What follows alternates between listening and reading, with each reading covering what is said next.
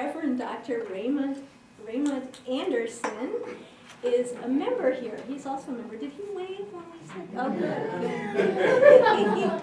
He's also extremely talented in so many ways. He's an ordained minister in several different denominations and also a PhD in several different academic areas.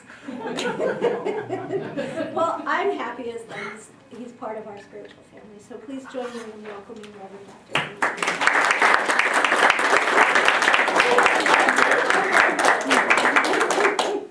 So how's everyone this morning? So what is, everyone who has a program, what's the title for the talk today? Our thanks.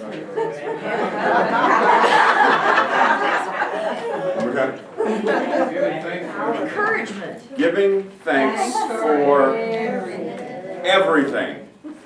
Now, I don't know if you're like me, but that everything piece,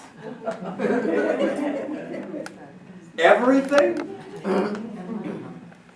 So, when I was bullied in elementary school, I'm supposed to be thankful for that?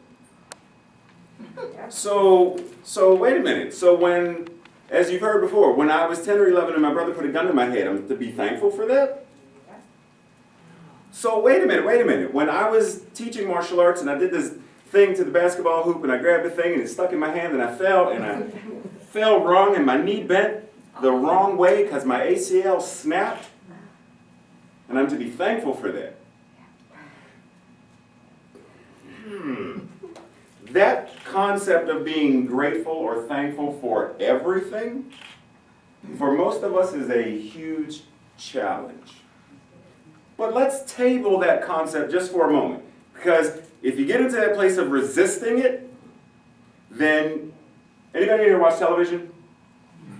No, I'm just asking because I know some people. You ever see a Febreze commercial where they talk about being nose blind? Yes. They say, this is what you smell. This is what your family smells when they walk in the room. Right? So, nose blind. We get to this place called being gratitude blind. Because gratitude and thankfulness and stuff is so immersed in everything we do that we don't really think about it. For example, do you say thank you because it's an obligation to say thank you? You're supposed to be polite. It's what parents teach their children. When someone does something, you're supposed to say thank you. Versus being thankful. There's a big difference between that. So, table that concept of being grateful or everything. Just table that for a second. And think about, what can I be grateful for? Not be grateful for everything, not be thankful for everything, but what can I be grateful or thankful for? And that changes the energy a little bit. Because now it's not so much I'm resistant to that concept of I'm supposed to be grateful for everything, that now I can take a step back. And what am I grateful for? How many of us have ever done a gratitude journal? How many of us have ever done a gratitude journal and you get to, I'm grateful, number 50. I'm grateful, number 63. I'm grateful, number 7. And it's 3 weeks later and you still can't get past whatever number that is. Because at some point you hit a ceiling of, what else is there to be grateful for? Because our mind stops. It sort of shuts off. Because you think of, I'm grateful for breath. And I'm grateful for life, and I'm grateful for friends, and I'm grateful for family, and I'm grateful for food, and I'm grateful for. Well, it just feels silly to be, I'm grateful for grass. I'm grateful for fire hydrants. It just feels silly after a certain point. So we stop. We stop. But if your house is on fire, you're really grateful for that fire hydrant then. So why not be grateful before the need for the emergency? Speaking of emergencies, how can we be grateful for terrorism? You can't be grateful for, but what can you be grateful for?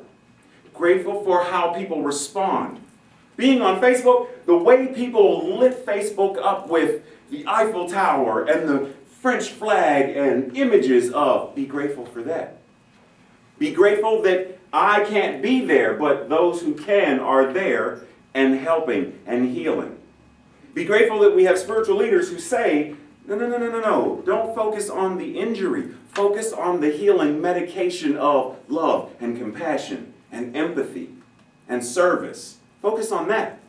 Be grateful for that. How many of us know what holiday is getting ready to come up? I don't know, some people don't celebrate holidays. For a long time, I stopped and I'm not doing holidays. I shouldn't have to wait for my birthday to be grateful for my birthday, so I celebrate it whenever. It's Halloween. Happy birthday to me. I just celebrate whenever I want to. So Thanksgiving, don't laugh at me. I'm weird that way, don't laugh at me. So Thanksgiving is coming up. I no longer believe in Thanksgiving the way we normally think of. Because normally, you ask the average person, when you think of Thanksgiving, what do you think of? And people say things like turkey and family. And so that's where we go. We think of these things as part of Thanksgiving. But why do we have to wait for Thanksgiving to give thanks? And why is thanks something that we give versus something that we are? There's a big difference between thanksgiving and thanks living. And I think we should start moving into this place of thanks living. Being grateful. Being in a consciousness of gratitude. Plain and simple. For those of us who do science of mind, we know that there's this thing called a treatment, which is basically an affirmative prayer. And one of the steps in that is gratitude. Being thankful. But why? Table that for a second. There's this guy, Yeshua, Jesus. And the Bible talks about all these times that Jesus said, thank you.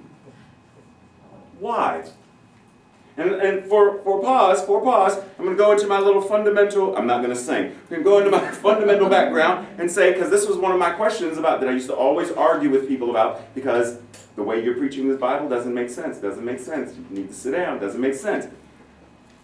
If Jesus was the Son of God, divine, etc., then why was Jesus saying thank you? For real. And it also made me think way back when people would say, I was at church one time and the minister said, you should not have to say please to God. Because when we say please, it sort of implies the possibility of it not being done. Could you do me a favor? Can you run down to the place and grab me a coffee, please? Please. The please implies that he may not do it. I wasn't really asking you to do it, so you gotta Please implies that you might not, so I'm pleased. Especially when we get around to, how many parents, how many have you ever gotten this? Mom, please, can I please, Mom, please. Please, can I? Please. Why? Because there's something in there that says, she might say no, he might say no, they might say no. Source never says no. Never. Even when we want to make mistakes. Source says, go for it. I'm there to pick you up, but go for it. You know, we get to make mistakes. Because in the grand scheme of things, ultimately, it's not possible to make a mistake. In the grand scheme of things. On our human level, yes, mistakes happen day in, day out. We do things that are wrong in our humanness. But in the ultimate, spiritual, mistakes aren't possible. Our soul can't be wrong. Our spirit can't make a mistake. God, the universe, doesn't say, oh man, I meant to put Pluto third. Oh, it's last now. Doesn't happen. Everything is by divine right order. So, one of the steps is gratitude. Because gratitude is part of creation. The moment you get into that place of, as I said, Jesus was grateful many times throughout the Bible. There are a whole bunch of passages and stuff, and feeding the thousands, and gave thanks. At the Last Supper, gave thanks twice for bread and wine. at the tomb of Lazarus gave thanks, knowing what was getting ready to happen, but thanked Source, Spirit, for making the prayer so. And that's why we say thank you in a treatment, because we already know the treatment is done. That's why we end it with, and it is released.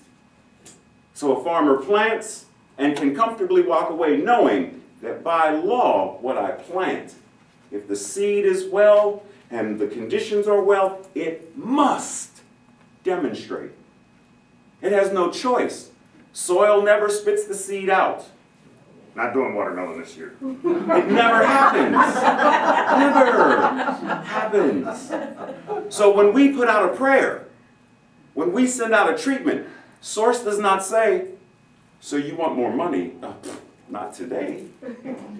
It doesn't happen. So if the seed, the thought, if the seed, the word, the seed, our actions moving forward, are right and healthy and whole, then love receives them and law makes it so. And that's why we can say thank you.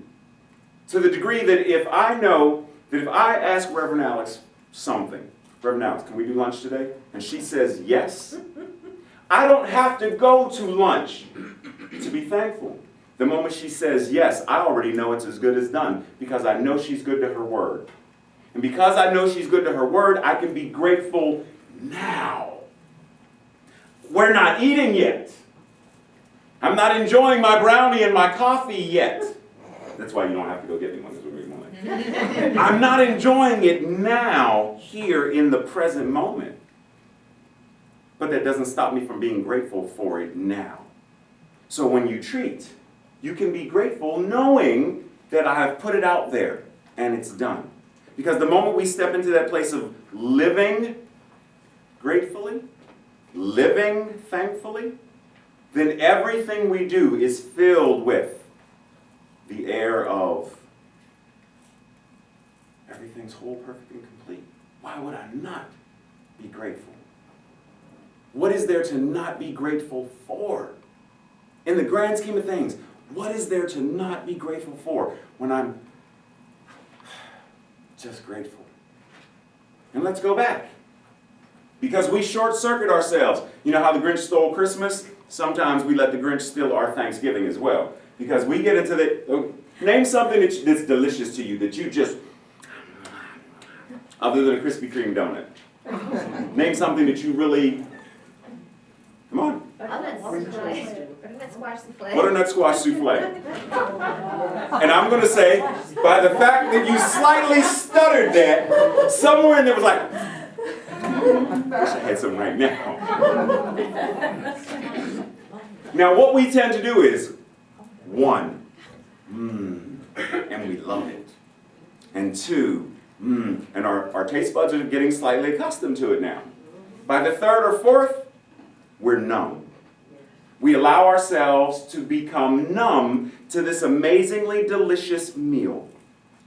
We see the sunrise while on vacation. Oh, and it brings out such awe in us because we're on vacation. But the same sunrise that's rising on vacation is the same sunrise that's when you're going to work. But why does it take you going on vacation to love it and enjoy it? Why can't you love it and enjoy it while driving to work? Because you don't want to go to work. So you let the of work rob you of your sunrise. Why not say, well, I'm not grateful for going to work because I don't like my manager. I don't like the cubicle I'm in. I don't like the people I work with. I'm grateful that I have a job. So you can still be grateful, even while in that place of, but I don't want to go. But I'm glad that I have a place to not want to go. Because you could have a place to not, you know what I mean. So be grateful. Nonetheless, you're stuck in traffic. Who likes traffic? No hands? Okay. Grateful for a car? Oh, yeah. Grateful for the fact that we have this thing called the byway, the highway, the roads to get you from here to there. Grateful for that? Grateful for the fact that you're in traffic and not. Grateful for the fact that you may be going rather than. Oh man. Can you find things to be grateful for when life says, no, there's nothing to be grateful for? When life says, you know what, yeah, I understand this whole metaphysical thing about be grateful for, however, can you take a step back and say, okay, so, what happened to me when I was in elementary school that I'm really grateful for, that I have forgotten about, that helped to make me? I was bullied.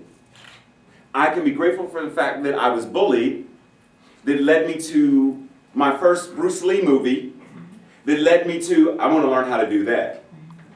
Not so that I can kick people, but so that when Bruce Lee said, no, I want to have that kind of confidence. But had I not been bullied, would that have led me there? I don't know. And it doesn't matter. I'm grateful for that process. What has happened in our adolescent lives that we have to be grateful for? Because we think pimples and stuff. And, we think of the bad things so often. Because when you're in, I don't know if y'all do this, but when you're in adolescence, you can't wait to get out of it. But then when you're out of it and you're where we are, you wish you could go back. Some of us.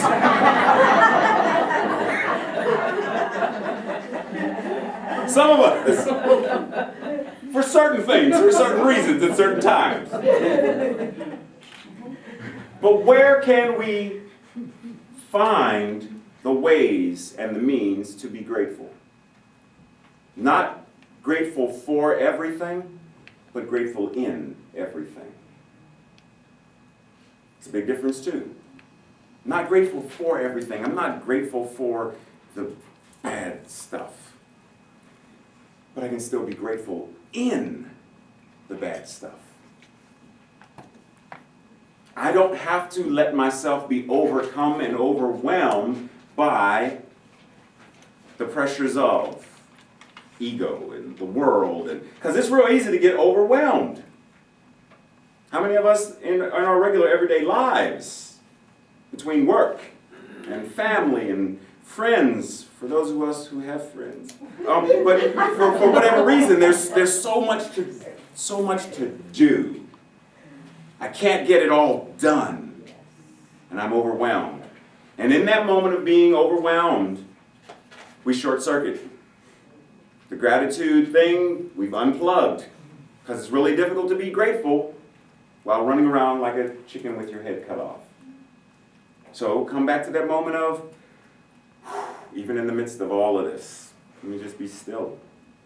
That's why in Buddhism they have gratefulness as a contemplative practice, as a meditative practice. Gratefulness is a meditation. Who would have thunk? Like how? Because the moment you get still, and I mean really still, and you start seeing with the eyes of a child, because children who ask, why is the sky blue? Why is the chair blue? Why are your shoes silver? Why is your sweater orange? Kids ask all of that stuff because their minds and their hearts are open to everything. And that's why children can be grateful for so much stuff. You give adults, Christmas times that I want that sweater, and I want those shoes, and I want that phone, and we get real nitpicky about this and that and the other. You buy a box of Legos for some kids, and they're more happy with the box that the Legos came in than the Legos themselves. Because they're grateful just to be able to, I want to play in the dirt, in the mud, on the monkey bars, down the slide, in the water, with the dog, with the cat, with the monkeys. I don't know why I put monkeys in there. They're grateful for it all. It doesn't matter. So why or where have we lost sight of this ability to be grateful? The quote on the program says that Meister Eckhart said that if your only prayer was thank you, that would be enough. Not, dear Lord, may I have, please give me, I need, none of that. Source, none of that. Just thank you. Why is that enough? If thank you was all you said, all you felt, it's enough. Why? Because you know that you already are it. You know that you already have it. Why else would you say thank you? Who goes to a restaurant, sits down and says, yes, my name is Ray and I will be your server today. What can I do for you? Yes, Ray, I would like water, no ice with lemon. Nope. Thank you. No one does that. No one says thank you when a waiter or waitress refuses us. And the funny thing is, they don't refuse us. They're there to serve. So when you tell them, I would like coffee, I would like water, no ice, lemon, and they walk away, or before they walk away, what do we say? Thank you. Now, most of the time, we're saying it just to be polite.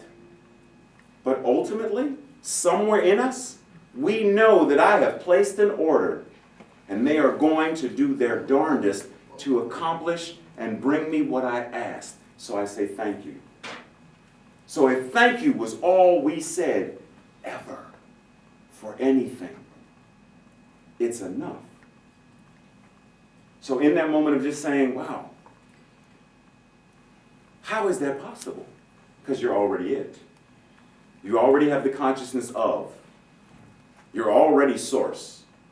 So the moment you have the thought that says that's what I want to be, that's what I want to do, that's what I want to have, you've already started getting the things to come into alignment to make it so.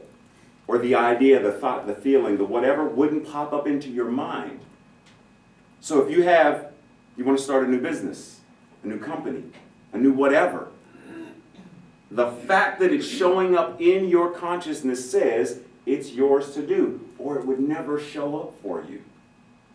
So the fact that it's showing up, Source is saying, got this idea, this is what I want to be as you. We're going to be a CEO of a multi-billion-dollar company. And in our humanness, we go, what? No. Versus, then let me grow. Because those shoes are really large. That jacket's really large. Let me grow into it. Let me be able to step into it. And thank you for the ability to do so. So anybody know this guy named Rumi? Yes. Okay, so Rumi has this poem called The Guest House. And I would like to read it right before I end. Ready? This being human is a guest house. Every morning a new arrival, a joy, a depression, a meanness. Some momentary awareness comes as an unexpected visitor. Welcome and entertain them all. Even if they are a crowd of sorrows who violently sweep your house empty of its furniture. Still treat each guest honorably. He may be clearing you out for some new delight. The dark thought, the shame, the malice. Meet them at the door, laughing, and invite them in. Be grateful for whatever comes, because each has been sent as a guide from beyond.